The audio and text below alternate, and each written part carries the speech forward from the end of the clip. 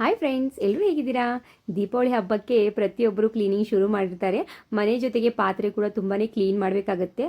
ಪಾತ್ರೆ ಎಲ್ಲ ಪಳಪಳ ಅಂತ ಇದ್ದರೆ ನೋಡೋಕ್ಕೂ ಕೂಡ ಚೆನ್ನಾಗಿರುತ್ತೆ. ಪ್ರತಿಯೊಬ್ಬರು ಮನೆಯಲ್ಲಿ ಈ ರೀತಿ ಪಾತ್ರೆ ಇದ್ದರೆ ಈ ಟಿಪ್ಸನ್ನು ಫಾಲೋ ಮಾಡೋದನ್ನು ಮರಿಬೇಡಿ. ನಾನಿಲ್ಲಿ ಮೊದಲಿಗೆ ಅರಿಶಿನವನ್ನು ತಗೋತಾ ಇದ್ದೀನಿ.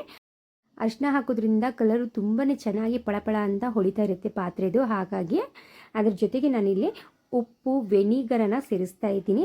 ಮತ್ತು ನೀರು ಮತ್ತು ಲಿಂಬೆ ಹಣ್ಣಿನ ರಸವನ್ನು ಕೂಡ ಇಲ್ಲಿ ಸೇರಿಸ್ತಾ ಇದ್ದೀನಿ. ಒಂದು ರೀತಿಯಲ್ಲಿ ಪೇಸ್ಟ್ ರೀತಿಯಲ್ಲಿ ನಾವು ಇದನ್ನು ಮಾಡ್ಕೋಬೇಕು. ಈ ರೀತಿ ಲಿಂಬೆ ಹಣ್ಣಿನ ರಸವನ್ನು ಸೇರಿಸಿ ಚೆನ್ನಾಗಿ ಮಿಕ್ಸ್ ಮಾಡ್ಕೊಳ್ಳಿ. ನೀವು ತಾಮ್ರ, ಹಿತ್ತಾಳೆ, ದೇವ್ರ ಸಾಮಾನು ಯಾವುದೇ ಇದ್ದರೂ ಕೂಡ ಇದನ್ನು ವಾಶ್ ಮಾಡ್ಬೋದು. ತುಂಬ ಚೆನ್ನಾಗಿ ಕ್ಲೀನ್ ಆಗುತ್ತೆ. ನೋಡಿ, ಈಗ ನಾನು ನಿಮಗೆ ವಾಶ್ ಮಾಡಿ ಕೂಡ ತೋರಿಸ್ತೀನಿ. ಏನಪ್ಪ ದುಡ್ಡಿಲ್ವಾ ನೀವು ಅದು ಇದು ಅಂತ ಕೆಲವರು ಕಮೆಂಟ್ ಹಾಕ್ಬಿಡ್ತಾರೆ. ಸೊ ಅವ್ರಿಗಾಗಿ ಹೇಳ್ತಾ ಇದ್ದೀನಿ. ಕೆಲವೊಂದು ಸತಿ ಮನೆಯಲ್ಲಿ ನಾವು ಏನು ಪೌಡರ್ ತಂದಿರ್ತೀವಲ್ಲ, ಈ ರೀತಿ ತಾಮ್ರದ್ದು, ಹಿತ್ತಾಳೆದು ಕ್ಲೀನ್ ಮಾಡೋಕ್ಕಂತ, ಖಾಲಿ ಆದಾಗ ಈ ರೀತಿ ಮನೇಲಿರುವಂಥ ಪದಾರ್ಥಗಳನ್ನು ಬಳಸಿಬಿಟ್ಟು ನಾವು ಕ್ಲೀನ್ ಮಾಡ್ಬೋದು ಅಂತ ಒಂದು ಟಿಪ್ಸನ್ನು ನಿಮಗೆ ಹೇಳ್ಕೊಡ್ತಾ ಇದ್ದೀನಿ ಅಷ್ಟೇ. ವಿಡಿಯೋನ ಪೂರ್ತಿ ನೋಡಿ, ತುಂಬಾ ಯೂಸ್ಫುಲ್ ಆಗುತ್ತೆ, ನಿಮಗೆ ಇಷ್ಟ ಕೂಡ ಆಗುತ್ತೆ. ನೋಡಿ ಎಷ್ಟು ಕ್ಲೀನ್ ಆಯಿತು ಅಂದ್ಬಿಟ್ಟು. ಸೊ ಈ ಕಡೆ ನೋಡಿ, ನೀವು ಎಷ್ಟು ಗಲೀಜಾಗಿತ್ತು ಅಂದರೆ ಎಷ್ಟು ಕಲೆ ಕೂತ್ಕೊಂಡಿತ್ತು. ಈ ರೀತಿ ವಾಶ್ ಮಾಡೋದ್ರಿಂದ ತುಂಬ ದಿನ ಕೂಡ ಫಳಫಳ ಅಂತಲೇ ಕಾಣ್ತಾ ಇರುತ್ತೆ.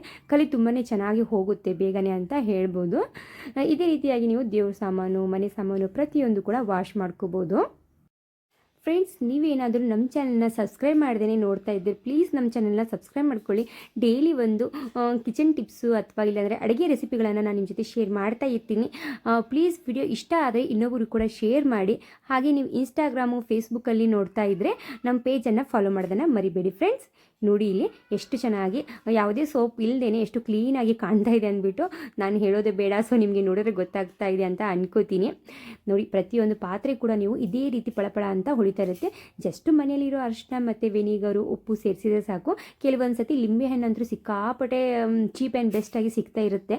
ಆವಾಗ ನೀವು ಈ ರೀತಿ ತಂದುಬಿಟ್ಟು ಮನೆಯಲ್ಲಿ ಟ್ರೈ ಮಾಡ್ಬೋದು. ಕಿಚನ್ ಟಿಪ್ ಜೊತೆಗೆ ಇನ್ನೊಂದು ರೆಸಿಪಿಯನ್ನು ಹೇಳ್ತಾ ಇದ್ದೀನಿ.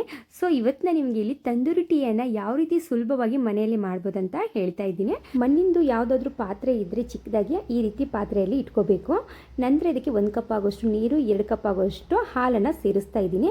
ಪೂರ್ತಿ ಹಾಲಲ್ಲಿ ಮಾಡ್ಕೋದ್ರಿಂದ ಒಂದು ರೀತಿಯಲ್ಲಿ ಟೀ ಮದ ಆಗಿ ಅನಿಸುತ್ತೆ. ಹಾಗಾಗಿ ನಾನಿಲ್ಲಿ 2 ಕಪ್ ಆಗೋಷ್ಟು ಟೀ ಮಾತ್ರ ಮಾಡ್ತಾ ಇರೋದು.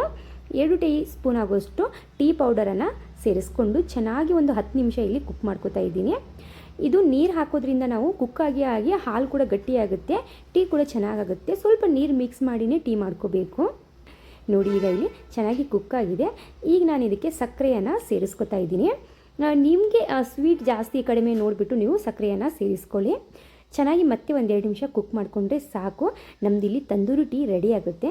ಔಟ್ಸೈಡ್ ಹೋಗಿ ತಂದೂರಿ ಟೀ ಕುಡಿಯೋದಕ್ಕಿಂತ ನಮಗೆ ಯಾವಾಗ ಟೀ ಕುಡಿಬೇಕನ್ಸುತ್ತಲ್ಲ ತಂದೂರಿ ಟೀ, ಈ ರೀತಿ ಸಿಂಪಲಾಗಿ ನಾವು ಮಾಡ್ಕೋಬೋದು ಅಂತ ನಿಮಗೆ ಇವತ್ತು ಈ ಟಿಪ್ಸನ್ನು ಹೇಳ್ಕೊಟ್ಟಿದ್ದೀನಿ.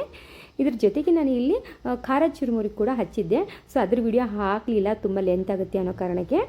ಟೀ ಜೊತೆಗೆ ಈ ರೀತಿ ಖಾರ ಚುರುಮುರಿ ಇದ್ರಂತೂ ತುಂಬ ಚೆನ್ನಾಗಿ ಅನಿಸುತ್ತೆ. ಸಾಯಂಕಾಲಕ್ಕೆ ಅಂತರೂ ಮಕ್ಕಳಿಗೆ ರಜೆಗಿದ್ದಾಗ, ಇಲ್ಲಾಂದರೆ ಏನಾದರೂ ಸಂಡೆಗೊಮ್ಮೆ ನೀವು ಈ ರೀತಿ ಸಾಯಂಕಾಲ ಚುರುಮುರಿ, ತಂದೂರಿ ಟೀ ಮಾಡಿಕೊಡಿ, ತುಂಬಾ ಇಷ್ಟಪಡ್ತಾರೆ. ಸೊ ಈ ವಿಡಿಯೋ ನಿಮಗೆ ಸ್ವಲ್ಪನಾದರೂ ಯೂಸ್ಫುಲ್ ಅನ್ನಿಸಿದರೆ, ಇಷ್ಟ ಆದರೆ ಪ್ಲೀಸ್ ನಮ್ಮ ಚಾನಲ್ಗೆ ಸಪೋರ್ಟ್ ಮಾಡಿ. ಹಾಗೆ ನಮ್ಮ ಚಾನಲ್ನ ಸಬ್ಸ್ಕ್ರೈಬ್ ಮಾಡ್ಕೋದನ್ನು ಮರಿಬೇಡಿ. ಫ್ರೆಂಡ್ಸ್, ಈ ವಿಡಿಯೋ ನಿಮಗೆ ಇಷ್ಟ ಆಯಿತು ಅನ್ಕೋತೀನಿ. ಸೊ ಈ ವಿಡಿಯೋ ನೋಡಿದ್ದಕ್ಕೆ ಥ್ಯಾಂಕ್ ಯು ಸೋ ಮಚ್.